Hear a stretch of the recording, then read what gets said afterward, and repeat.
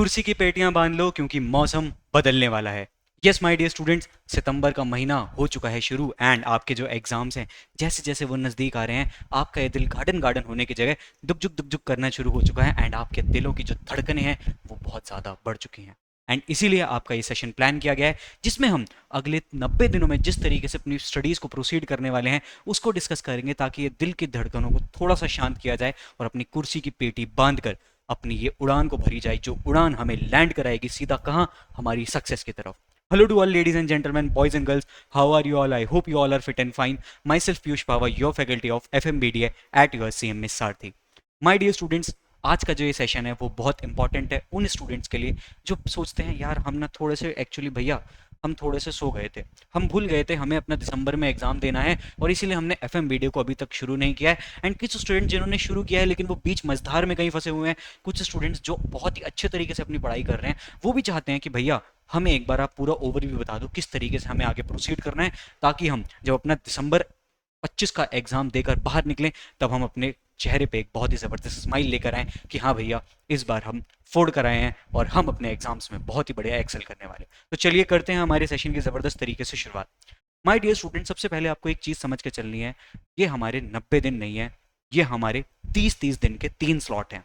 Yes, ये हमारे 90 days नहीं है, ये हमारे 30, 30 और 30 डेज के 3 स्लॉट हैं। एंड सबसे इंपॉर्टेंट चीज़ यहीं आके रुक जाती है क्योंकि हम सोचते हैं 90 दिन पड़े हैं यार बहुत बड़ी आराम से हो जाएगा, 90 दिन बहुत होते हैं। ये नहीं सोचना है। मैंने आपको बहुत बार बताया है कि जो आपका एक बड़ा टारगेट है ना उसे स्मॉल स्मॉल गोल्स में करो। अगर आप उसे स्मॉल स्मॉल गोल्स की तरफ अपने आप को स्मॉल स्मॉल गोल्स में तोड़ के अचीव करने की कोशिश करोगे ना तो आपके लिए अपना बड़ा टारगेट अचीव करना कंपैरेटिवली ईजी हो जाएगा। एंड हमें अब वही करना है। हमें क्या करना है, 30 डेज के अपने स्लॉट्स बनाने हैं एंड उसमें अपने आप को गोल देना है कि जो मेरा ये गोल है क्या वो अचीव हो रहा है या नहीं, और अगर वो अचीव हो रहा है तभी हम आगे उसी अकॉर्डिंगली प्रोसीड करेंगे, अदरवाइज हमें अपनी स्ट्रैटेजी को रिफाइन करना पड़ेगा। तो चलिए करते हैं शुरुआत हमारे इनिशियल 30 डेज की, हमें किस तरीके से चलना है एंड वहाँ पे समझ के चलते हैं आगे। सबसे पहले माय डियर स्टूडेंट्स, हमें यहाँ पर समझ के चलना है कि जो इनिशियल ये 30 डेज रहने वाले हैं इसमें हमें सिलेबस कंप्लीशन करना है एट लीस्ट 50%। अब यहाँ पे कुछ क्राउड ऐसा होगा वो कहेंगे भैया हमारा 50% ऑलरेडी हो चुका है, आपका 50% ऑलरेडी हो चुका है ना, तो आपको क्या करना है, आपको इस 50% को लेकर जाना है 80% की तरफ। किसकी तरफ लेकर जाना है, 80% की तरफ। लेकिन मैं यहाँ पे सिर्फ और सिर्फ बात कर रहा हूँ मेजॉरिटी ऑफ उन स्टूडेंट्स की जिन्होंने FMBDA की या तो अभी तक शुरुआत ही नहीं की है या शुरुआत की है तो वो एक बीच मझधार में फंसे हुए हैं कि भैया यार हमारा ज़बरदस्त तरीके से नहीं हो रहा, हमारा 10-20% सिलेबस है। तो आपको क्या करना है माय डियर स्टूडेंट, सबसे पहले आपको भागना है कहाँ, सिलेबस कंप्लीशन की तरफ, जहाँ पे आपको अपना सिलेबस करना है कितना, एटलीस्ट 50% कंप्लीट। अगर ये 50 से 60 हो जाता है तो इससे बेहतर तो कोई बात ही नहीं हो सकती, लेकिन आपको एटलीस्ट 50% ये सिलेबस कंप्लीट करना है। अब बात आती है भैया यार एक बात बताओ, 50% सिलेबस करना है, हमारे पास सिर्फ दिन 30 हैं तो हम क्या करें। आपके पास दो ऑप्शन है। सबसे पहली चीज आप दो तरफ जा सकते हैं, या तो आप जा सकते हैं हमारे विजय धनुष बैच की तरफ। Yes my dear students, Vijay Dhanush batch में जिस लेवल का कंटेंट जा रहा है ना, ट्रस्ट मी, रिवीजन से बहुत ऊपर है, रेगुलर से थोड़ा कम है। रेगुलर से थोड़ा कम क्यों है, क्योंकि वहां पे प्रैक्टिस आपको अपने पार्ट पे करनी है, बाकी सारी चीजें कॉन्सेप्ट डिटेल में इंपॉर्टेंट क्वेश्चंस वो सब आपको कराए जा रहे हैं, बस कुछ प्रैक्टिस आपको अपने पार्ट पे करनी है, इसलिए वो रेगुलर से थोड़ा कम है लेकिन रिवीजन से बहुत ऊपर है। तो आपको क्या करना है माय डियर स्टूडेंट्स, आपको करनी है विजय धनुष सीरीज रेफर, या दूसरा ऑप्शन है आप कर सकते हैं पेड क्लासेस को भी रेफर। लेकिन क्योंकि सिर्फ और सिर्फ लास्ट 90 डेज बचे हैं तो मेजॉरिटी ऑफ स्टूडेंट्स यहाँ पर क्या कोशिश करेंगे, वो कोशिश करेंगे अपने सिलेबस को 50% कंप्लीट करने की। अब एक और इसमें पार्ट आता है, अगर तो आपको एक ही ग्रुप में अपेयर करना है तब आप पेड क्लासेस की तरफ जा सकते हैं क्योंकि वो बहुत ज़्यादा डिटेल्ड में रहती हैं। लेकिन अगर आपको लगता है कि नहीं भैया हमें दोनों ग्रुप देना है या फिर हमारी अभी बाकी सब्जेक्ट्स में भी कमांड नहीं है, एक तो ये बात है कि हमें देना सिंगल ग्रुप है लेकिन हम बाकी सब्जेक्ट में अच्छी कमांड पे चल रहे हैं, लेकिन कुछ स्टूडेंट्स ये रहे होंगे जिनकी बाकी सब्जेक्ट्स में भी अभी अच्छी कमांड नहीं है, FMBDA में भी अच्छी कमांड नहीं है, उनको मैं बोलूंगा शांति से विजय धनुष में चले जाओ। विजय धनुष सीरीज में भी बहुत बढ़िया लेक्चर्स आपके हैं, उससे आपको क्या करना है, अपना एटलीस्ट 50% सिलेबस क्या कर देना है, खत्म कर देना है। कहाँ, इनिशियल 30 डेज में। दूसरी चीज आपको जो करना है ना इस 30 डेज में, कॉन्सेप्चुअल स्टडी के साथ करना है। आपको क्या करना है, बहुत ही ज़्यादा डीप स्टडी करनी है, कॉन्सेप्चुअली स्टडी करनी है, क्योंकि आपका इंस्टीट्यूट अब पैटर्न को बदल रहा है। अब इंस्टीट्यूट वो रेपिटेटिव क्वेश्चंस नहीं पूछता कि हाँ भाई सिंपल सिंपल आओ सीधा सीधा आंसर निकालो ना। अब इंस्टीट्यूट आपसे दिमाग लगवाना चाहता है, और अगर आपको वो दिमाग लगाना है तो उसके लिए आपको उस दिमाग में वो इनपुट्स होने चाहिए जिस दिमाग का वो यूज़ करके आप अपने क्वेश्चंस को लगा पाओ। तो इसीलिए आपको क्या करना है, डीप कंसेप्चुअल स्टडी करनी है, जो कि आपकी विजय धनुष सीरीज में भी कराई जा रही है, पेड क्लासेस में तो कराई ही जाती है। मेरा मेन काम ही यही है कि मैं कॉन्सेप्ट्स पे आपको बहुत डिटेल में तो बताने की कोशिश करता हूँ। वही चीज़ आपको लेके चलनी है कि आपको क्या करना है, कॉन्सेप्चुअल स्टडी करनी है, पूरा घुस घुस के अच्छे से पढ़ना है। ये नहीं कह रहा कि किताबें चाट जाओ रट लो ना, रटने की बात नहीं करता मैं यहाँ पे सिर्फ और सिर्फ इतना कह रहा हूँ, क्या करो, कॉन्सेप्चुअली डीप अंडरस्टैंडिंग के साथ पढ़ो, जो भी पढ़ रहे हो पूरा अच्छे से घुस जाओ, उसमें रम जाओ, और अंदर से पूरा उसे खोद के एक एक चीज़ निकाल लो और अपने इस दिमाग में बिठा लो। अगर ये कर डाला तो लाइफ बोलेगी झिंगा लाला, एग्जाम में निकल कर बाहर आओगे और करो लगे हु ला ला। तो अगर वो करना है तो उसके लिए क्या करना पड़ेगा, कॉन्सेप्चुअली स्टडी करनी पड़ेगी। दूसरी बात आ जाती है आपके पास प्रैक्टिस ऑल द क्वेश्चंस। कुछ स्टूडेंट्स यहाँ पे क्या करेंगे पता है, भैया एग्जाम में ना टाइम बहुत कम बचा, हम एक काम करते हैं, हम ना आपका विजय धनुष देख लेते हैं और आपने जो क्वेश्चन करा है एक बार उसे अपने हाथ से करके देख लेंगे। बस यही नहीं करना है, बस यही नहीं करना है। रीजन मैं आपको इसका सिंपल सा बता देता हूँ माय डियर स्टूडेंट्स, क्योंकि आपके पास 90 डेज है, आप ये सोच रहे हो कि मैं फटाफट से सिलेबस कर लेता हूँ एंड इंपॉर्टेंट क्वेश्चंस कर लेता हूँ, लेकिन आप उसमें एक चीज भूल जाते हो। तो आप ये कॉन्सेप्चुअल स्टडी कर रहे हो, अगर आपने सिर्फ इंपॉर्टेंट क्वेश्चंस करे, आपने सारे क्वेश्चंस नहीं करे, उसमें आपका ना दिमाग नहीं लगा। जो मैं आपको क्लास में करा रहा हूँ इंपॉर्टेंट क्वेश्चंस, उसमें क्या हो रहा है, उसमें ना दिमाग मैं लगा रहा हूँ, आपसे लगवा रहा हूँ। लेकिन जब आप बाकी क्वेश्चंस की प्रैक्टिस अपने पार्ट से करेंगे, खुद करेंगे, तब दिमाग वहां आपका भी लगेगा। और जब आपका दिमाग लगेगा तब आपकी कॉन्सेप्चुअल, जो आपकी कॉन्सेप्चुअल स्टडी हम कर रहे हैं, इसकी प्रैक्टिस होगी। जब इसकी प्रैक्टिस होगी तो आप उसको बहुत ही अच्छे से पढ़ पाओगे, और तब आप अपना दिसंबर अटेम्प्ट ज़्यादा अच्छे से क्लियर कर पाओगे। समझ गई बात? बात सिंपल सी यही है कि हमें क्या करना है, सिलेबस कंप्लीट करना है एटलीस्ट 50%। यहाँ पर ये एटलीस्ट है, इतना एटलीस्ट, ओहो एट लास्ट हो गया ये तो, सॉरी रुको रुको, इसे एटलीस्ट करते हैं। एटलीस्ट 50% तो करना ही है, ज़्यादा हो जाए वेल एंड गुड, लेकिन एटलीस्ट 50% करना है। दूसरी बात हमें क्या लेकर चलनी है, यहाँ पे कॉन्सेप्चुअली स्टडी करनी है ताकि एग्जाम में क्वेश्चन कैसा भी आ जाए हम कर पाए। तीसरी बात, हमें हर क्वेश्चन की, एक एक क्वेश्चन की प्रैक्टिस करनी है। भैया वो कैसे करनी है, विजय धनुष सीरीज में जाओ, कॉन्सेप्चुअल स्टडी वहाँ से करो, इंपॉर्टेंट क्वेश्चन वहाँ से करो। उसके बाद ऐप में मैंने विजय धनुष बैच में अपलोड कर रखा है अपनी क्या क्वेश्चन बैंक, वहाँ से क्वेश्चन बैंक डाउनलोड करो और क्वेश्चन की प्रैक्टिस करो। भैया क्वेश्चन बैंक का एक्सेस कैसे करना है आपको, आप जो किसी भी विजय धनुष सीरीज के लेक्चर में जाएंगे FMBDA के, वहाँ पे डिस्क्रिप्शन में आपको लिंक मिल जाएगा, 2 रुपए की पेमेंट करके, यस 2 रुपए की पेमेंट करके आप उस क्वेश्चन बैंक को एक्सेस कर सकते हो। भैया ये 2 रुपए क्यों मांग रहे हो, वेबसाइट, वेबसाइट का इशू है, हम फ्री में कोई चीज़ वहाँ पे अपलोड नहीं करा सकते। अगर कोई बैच स्पेसिफिकली बन रहा है तो उस बैच को एक्सेस करने के लिए एक नॉमिनल सा अमाउंट है 2 रुपए, जिसको आप पे करके अपनी क्वेश्चन बैंक को एक्सेस कर सकते हैं। And all questions, yes my dear students, all, सभी के सभी क्वेश्चंस की प्रैक्टिस आपकी वहाँ से ज़बरदस्त तरीके से हो सकती है। भैया 30 डेज में तो हम समझ के हमें क्या करना है, अब आ जाओ आगे। अब बात करते हैं हम किसकी, हमारे अगले 30 डेज की। रुक जाओ, क्या ये मेरे पीछे छुप रहा है, नहीं छुप रहा, आ जाओ। अब हमें किसकी बात करनी है, अगले 30 डेज की। तो देखो सिंपल सी बात है, अब हमें क्या करना है, हमारा सिलेबस कंप्लीशन करना है। क्या करना है my dear student, syllabus completion करना है। हमने एटलीस्ट 50% वहाँ कर लिया था, जो मैं एटलीस्ट बोल रहा था ना वो इसी वजह से बोल रहा था। अब आखिरी 30 डेज बचे हैं आपके पास, और सिलेबस आपके पास ऑलमोस्ट 50% है। और इस 30 डेज में आपको सिर्फ सिलेबस कंप्लीशन नहीं करना, सभी जो हमारे स्टेप, जो हमारे इनिशियल 30 डेज के थे, उन स्टेप्स को करना है। यानी कॉन्सेप्चुअली यहाँ भी पढ़ना है, क्वेश्चन सारे यहाँ भी करने हैं, पेंडिंग सिलेबस करना है, और यहाँ पे हमें क्या करना है, अपना रिवीजन को कर देना है स्टार्ट। यहाँ पे हमें अपना इन डेप्थ रिवीजन कर देना है स्टार्ट। इसी वजह से कह रहा हूँ, वहाँ पे एटलीस्ट 50% लिखा है, कोशिश करना है 60 to 70% हो जाए। क्या कोशिश करना है, 60 to 70% हो जाए। कैसे होगा, विजय धनुष या फिर paid classes, as you think कि आपके लिए क्या रिक्वायर्ड है, ठीक है। उसके बाद आ जाओ, यहाँ पे हमें क्या करना है, पेंडिंग सिलेबस को कंप्लीट करना है। किस तरीके से करना है, सेम वैसे ही करना है, कॉन्सेप्चुअल स्टडी करनी है। ऑल स्टेप्स में क्या क्या था, कॉन्सेप्चुअल स्टडी, और दूसरा क्या था, प्रैक्टिस। वो भी कैसे कर सकते हो आप, सेम वही स्टेप्स जो प्रीवियस बताया वही करते चलना है, बस सिलेबस को कंप्लीट करना है, ऑल स्टेप्स करने हैं। यहाँ पे आपकी पेस बढ़ जानी चाहिए। अगर आप वहाँ पे हफ्ते में 2 चैप्टर्स कर रहे थे, यहाँ पे आपको हफ्ते में 3 चैप्टर्स करने होंगे। तभी आप क्या कर पाएंगे माय डियर स्टूडेंट्स, तभी आप आ पाएंगे अपने अगले स्टेप पे, जो कि है start revision. Yes my dear students, जो कि रिवीजन होना चाहिए इन डेप्थ। एक बात मैं बताता हूँ, बहुत सारे स्टूडेंट्स एक गलती करते हैं, वो क्या सोचते हैं, रिवीजन का मतलब पता है क्या होता है, भैया ने जो जो कॉन्सेप्ट पढ़ा है कॉन्सेप्ट पढ़ लो, एक आध इंपॉर्टेंट क्वेश्चन कर लो ना, यही चीज नहीं करनी है। इन डेप्थ रिवीजन जब आप कर रहे होते हैं माय डियर स्टूडेंट्स, उसका मतलब होता है हर एक कॉन्सेप्ट को जैसे रेगुलर में पढ़ा था ना वैसे ही पढ़ना है, अपने नोट्स से पढ़ना है, या फिर विजय धनुष को रेफर कर लेना, वहां पे भी बहुत अच्छे से बता रखा है।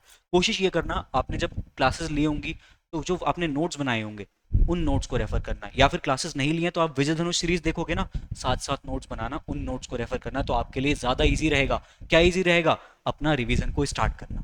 अब जब आप रिवीजन स्टार्ट कर रहे हो, ये रिवीजन है आपका इन डेप्थ, एक एक कॉन्सेप्ट, एक एक क्वेश्चन बहुत अच्छे से करना है भैया। एक एक क्वेश्चन, रुको, बहुत सारे क्वेश्चंस होते हैं रिपीटेटिव, हमें क्या करना है, एक टाइप का क्वेश्चन करना ही करना है, बाकी जो रिपीटेटिव है उन क्वेश्चन का करना है ऑडिट। ऑडिट कैसे? क्वेश्चन पढ़ा, हमारे दिमाग में उसका एक सॉल्यूशन जनरेट हुआ क्योंकि हमने उससे उससे रिलेटेड एक क्वेश्चन कर लिया है, बाकी क्वेश्चन जो वैसे ही है, सिमिलर क्वेश्चन है, बस फिगर चेंज है, हम देख के समझ जाएंगे इस क्वेश्चन में क्या हो रहा है। उस क्वेश्चन में जाओ, आंसर से मैच कर लो, क्या आंसर मैच हो रहा है? हो रहा है तो ठीक है, नहीं हो रहा तो जहां पे गलती है उसे सुधार लो, उस गलती को, यस, उस गलती को मार्क कर लो अपनी बुक के आगे, स्टार मार्क कर लो या जैसे भी कर लो, लेकिन उस गलती को मार्क कर लो, क्योंकि यही चीज हो रही है आपकी अगले पॉइंट पे कि क्या हमें लिस्ट बनानी है उन क्वेश्चंस की फाइनल रिवीजन के लिए, जो हम फाइनल रिवीजन में देख के जाने वाले हैं। जिस क्वेश्चन में आपसे फर्स्ट रिवीजन में गलती हो रही है, इन डेप्थ रिवीजन में गलती हो रही है, उस क्वेश्चन को करना है मार्क, ताकि जब हम फाइनल रिवीजन कर रहे हो ना, हम उन क्वेश्चंस को उठा लें, उन पॉइंट्स को उठा लें जिन पॉइंट्स को हमने लिखा था कि भैया यहाँ पे हमसे गलती हो रही है, यहाँ पे हमसे ये इशू हो रहा है,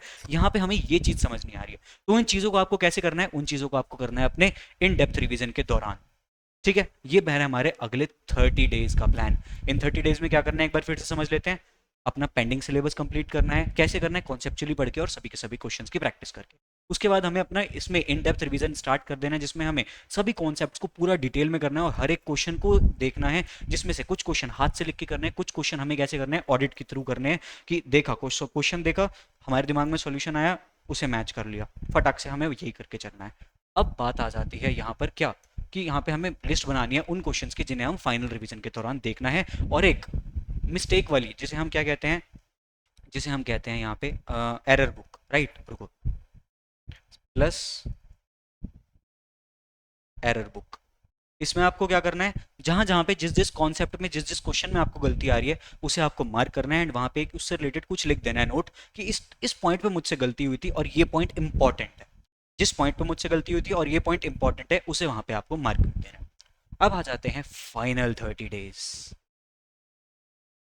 फाइनल 30 डेज, ये फाइनल 30 डेज ये डिफाइन करेंगे कि आप एग्जाम में इस तरफ आओगे या इस तरफ आओगे। लेट्स बी ऑनेस्ट, अगर आपको अपने एग्जाम में एक्सेल करना है तो ये जो आखिरी के 30 डेज है ना, ये करा है।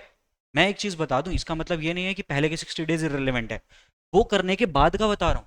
आपने पहले के 60 डेज अच्छे से करे, उसके बाद ये 30 डेज डिफाइन करेंगे कि आप किस तरफ रहने वाले हो। भैया मतलब पहले के 30 डेज, पहले के 60 डेज में हम अच्छा परफॉर्म करेंगे, उसके बाद भी इंपॉर्टेंट है, हाँ, नहीं करेंगे, नहीं करेंगे तो हो गया बंटा ढार।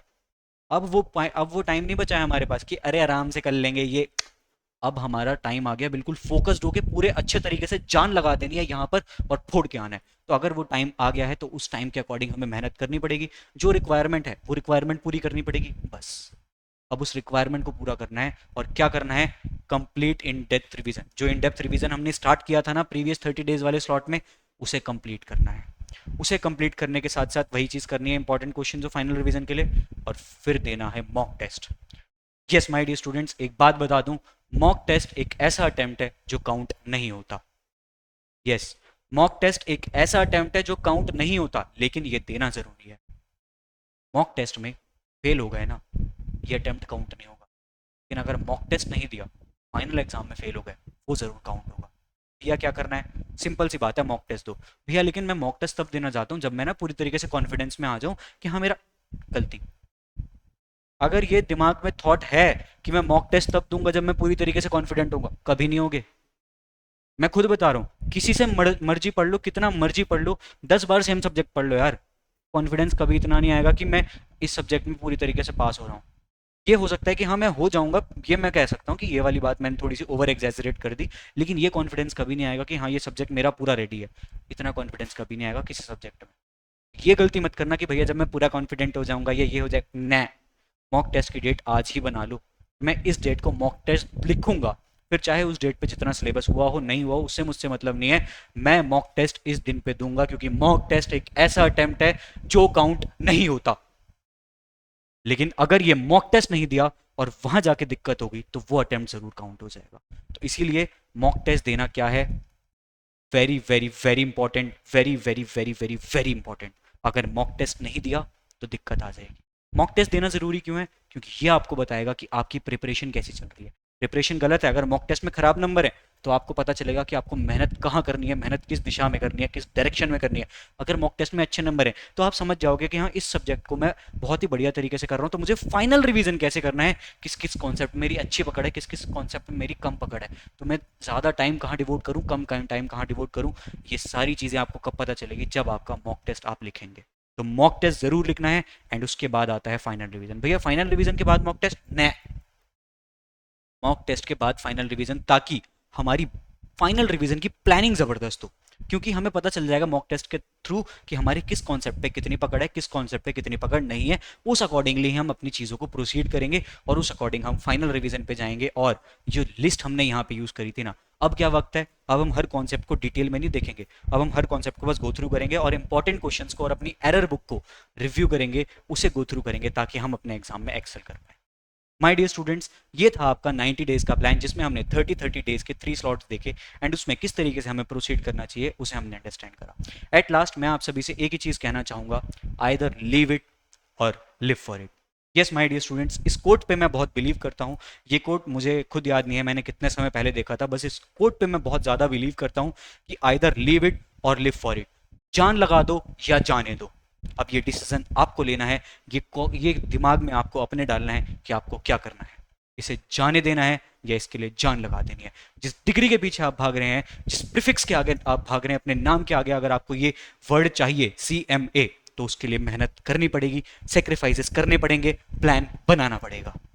Yes my dear students, with this मैं अपना आज का अपना ये लेक्चर जरूर एंड करना चाहूँगा, एंड मैं आप सभी से रिक्वेस्ट करूँगा अपने इस वीडियो को अपने उन सभी दोस्तों के साथ शेयर करें जिसको नीड है अपने FMBDA के आखिरी 90 डेज को अच्छे से यूटिलाइज करने की। वीडियो को लाइक करना ना भूलें, एंड कमेंट सेक्शन में ज़रूर लिखें कि क्या आप इसके लिए रेडी हैं, एंड अगर रेडी हैं तो कमेंट सेक्शन में रेडी लिख दीजिएगा, और either leave it or live for it में से आपका क्या डिसीजन है उसे ज़रूर कमेंट सेक्शन में मेंशन कर दीजिएगा। मिलते हैं आप सभी से अगले वीडियो में, तब तक के लिए टेक केयर, बाय बाय।